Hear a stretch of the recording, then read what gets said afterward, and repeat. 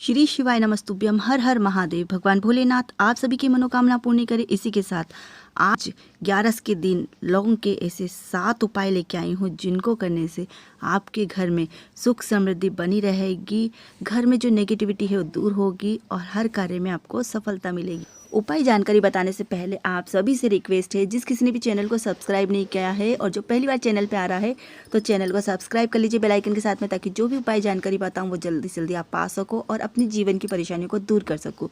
तो जैसे कि आप सभी को पता है कि हर महीने में 2 बार एकादशी आती, एक कृष्ण पक्ष की, एक शुक्ल पक्ष की, और एकादशी के दिन किए गए उपायों का विशेष महत्व होता है। हमारे सनातन धर्म में लौंग को बहुत ही पवित्र माना गया है। पूजा पाठ आदि चीज़ों में लौंग का विशेष महत्व होता है। लौंग का प्रयोग स्वास्थ्य के साथ साथ स्वाद के लिए भी किया जाता है और ज्योतिषी उपायों में भी लौंग का बहुत ही महत्वपूर्ण उपाय बताए गए हैं। लौंग के प्रयोग पूजा के अलावा तंत्र मंत्र में भी किया जाता है, क्योंकि इसे ऊर्जा का वाहक माना गया है। अपनी किस्मत को बदल सपनों को पूरा करने के लिए आप लौंग के बहुत ही सरल से उपाय कर सकते हैं, जैसे कि आगे मैं बता रही हूँ आप लोगों को। अगर आपका किसी कार्य में मन नहीं लगता है, किसी कार्य में आपको सफलता नहीं मिलती है, आपके घर में झगड़े होते रहते हैं, किसी भी कार्य को पूरा करने की सोचते हो नहीं हो पाता है, यानी कि घर में नेगेटिविटी बहुत ज़्यादा फैली हुई है, सुख समृद्धि नहीं है, तो आपको ये उपाय करना चाहिए। घर में नकारात्मक ऊर्जा को दूर करने के लिए सबसे पहले ज़रूरी है आपके घर में नकारात्मक ऊर्जा का प्रवेश ना हो। इसके लिए आपको लौंग का एक सरल सा उपाय बता रही हूँ। शनिवार या रविवार, जैसे कि आज एकादशी है तो बहुत ही महत्वपूर्ण है आज के दिन उपाय करना, लेकिन अगर रविवार के दिन नहीं कर पाते हैं तो आप शनिवार के दिन भी उस उपाय को कर सकते हैं।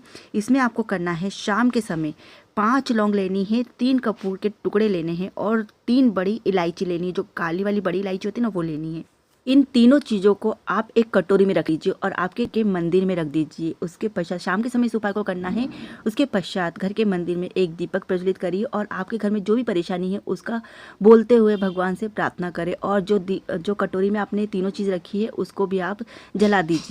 और जलाने के पश्चात जो लपटें निकलेंगी उस कटोरी को ले जाना है आपको सभी रूमों में, आपके जितने भी कमरे हैं ना उन सभी कमरों में इसको आपको घुमाना है, और जो धुआं निकलेगा उसको भी आपको सभी कमरों में घुमाना है। उसके पश्चात ये जब राख बन जाती है, पूरी राख बन जाएगी, उसके पश्चात इस राख को आपके घर के मुख्य द्वार पर फैला देना है। अगर आप चाहो तो इसमें पानी के छींटे मार के, गंगा जल हो तो बहुत ही अच्छा, गंगा जल मिलाकर, और फिर इसको आप आपके घर के मुख्य द्वार पर छिड़क दीजिए। इस तरह से इस उपाय को आपको करना है। दूसरा उपाय, जिन लोगों की कुंडली में राहु केतु की स्थिति अनुकूल नहीं है और उनकी दशा में परेशानी हो रही है, तो आपको लौंग का ये उपाय करना चाहिए। इस उपाय में आपको करना क्या है, आप 100 ग्राम 50 ग्राम जितनी भी हो सके ना उतनी लौंग लेकर भगवान का स्मरण करते हुए, अपनी समस्याओं को बोलते हुए वो लौंग किसी भी व्यक्ति को दान कर दीजिए। किसी भी ज़रूरतमंद को या किसी को भी आप लौंग दान कर दीजिए। अगर वो व्यक्ति लौंग दान नहीं ले रहा है, लौंग का दान नहीं ले रहा है, तो आप 11, 21, 51 जितने भी लौंग बन सके अपनी परेशानी बोलते भगवान शिव जी के ऊपर वो समर्पित कर दीजिए। इससे क्या होगा कि आपकी कुंडली में जो राहु का केतु का जो बुरा प्रभाव है ना वो समाप्त हो जाएगा और घर में खुशहाली का माहौल बना रहेगा। चलिए, ये तो हो गया दूसरा उपाय। तीसरा उपाय जान लेते हैं। किसी ने अगर आपका पैसा लिया है, उधार आपने किसी को पैसा दिया है और वो आपका पैसा वापस नहीं दे रहा है, वापस रिटर्न नहीं कर रहा है, तो आपको ये लौंग का उपाय करना चाहिए। इस लौंग के उपाय में आपको शाम के समय माँ लक्ष्मी और भगवान विष्णु स्मरण करते हुए आपको 21, 11, 21, 51 जितनी आपसे बन सके उतनी लौंग लेकर उसका हवन करना है। एक छोटे से दिए में अंगार कर लीजिए और एक एक लौंग आप उसमें डालते जाइए। इस तरह से हवन करना है और प्रार्थना करिए माँ लक्ष्मी से कि जिसने भी आपका धन लिया है वो बिना बोले आपका धन वापस कर दे। इस तरह से इस उपाय को करना है। अब जानते हैं चौथा उपाय। चौथा उपाय ये है कि आपको आपके कार्य कैसे पूर्ण करना है। कार्य अगर आपका पूरा नहीं हो रहा है तो आपको, जैसे कि आप किसी इंटरव्यू में जा रहे हो, किसी परीक्षा में जा रहे हो, किसी भी आप शुभ कार्य के लिए निकल रहे हो और वो कार्य आपको लग रहा है कि हाँ थोड़ा मन में संकोच है, संदेह है, तो आपको इस उपाय को करना चाहिए। आपको लेना है 1 लोटा शुद्ध जल और 2 लौंग। ये दोनों चीज़ लेके जाना है भगवान शिव के मंदिर में। जल से भगवान शिव का अभिषेक करना है और जो 2 लौंग आपने लेके गए हो उसको आप अपने हाथ में रखकर भगवान शिव से प्रार्थना करनी है कि जिस भी कार्य के लिए आप जा रहे हो उसमें आपको सफलता मिले। ऐसा ऐसा बोल के वो 2 लौंग आप अपने मुंह में रख लीजिए और जिस भी कार्य के लिए जा रहे हैं वहाँ पर आप चले जाइए।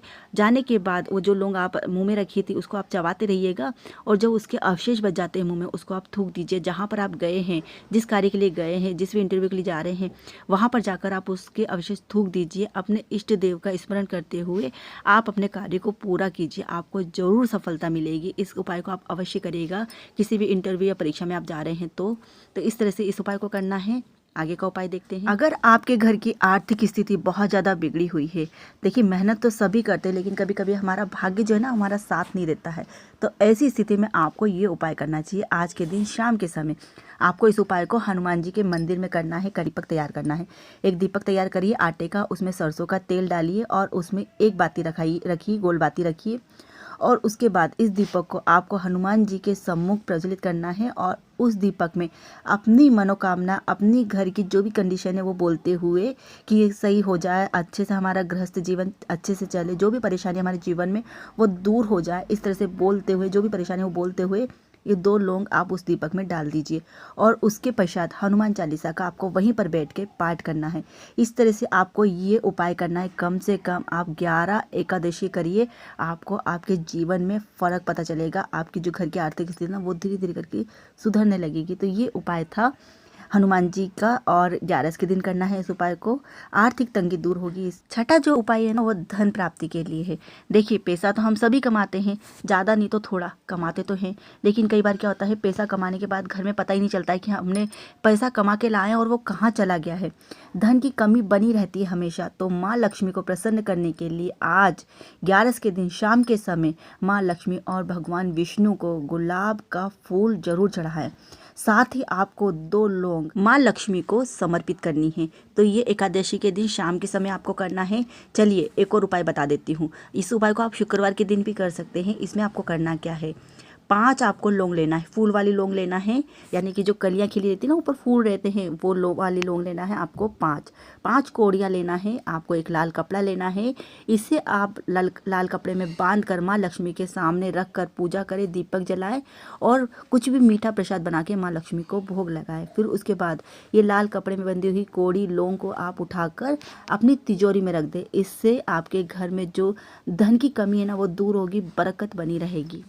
अब जानते हैं 7वां उपाय। अगर आपके घर में कोई बहुत ज़्यादा बीमार रहता है, बने हुए काम बिगड़ जाते हैं, अटक जाते हैं, अगर किसी शुभ कार्य में जा रहे हैं और बाधा आती है, तो आपको इस उपाय को करना है 11 के दिन शाम के समय। इस उपाय को आप शनिवार के दिन भी कर सकते हैं, शनिवार मंगलवार के दिन भी कर सकते हैं। आपको लेना है तेल का दीपक और इसमें डालनी है 5 लौंग। उसके बाद इस दीपक को आपको लेके जाना है आपके घर में ऐसी जगह पर, ऐसे कोने पे रखना है जहाँ पर अंधेरा रहता हो, वहाँ रखकर आप इस दीपक को जला दीजिए। इससे क्या होगा कि आपके घर में जो नकारात्मक शक्ति है ना वो चली जाएगी और रोग खत्म हो जाएंगे। धीरे धीरे करके आपके काम जो है ना वो बनने लगेंगे। ये बहुत ही सरल सा उपाय है, इस उपाय को भी आप करिएगा। तो आपको आज के उपाय जानकारी कैसे लगे कमेंट करके जरूर बताइएगा। अगर समझ में आ गए हो तो कमेंट में श्री शिवाय नमस्तु में अवश्य लिख दीजिएगा। फिर मिलती हूँ। राधे राधे।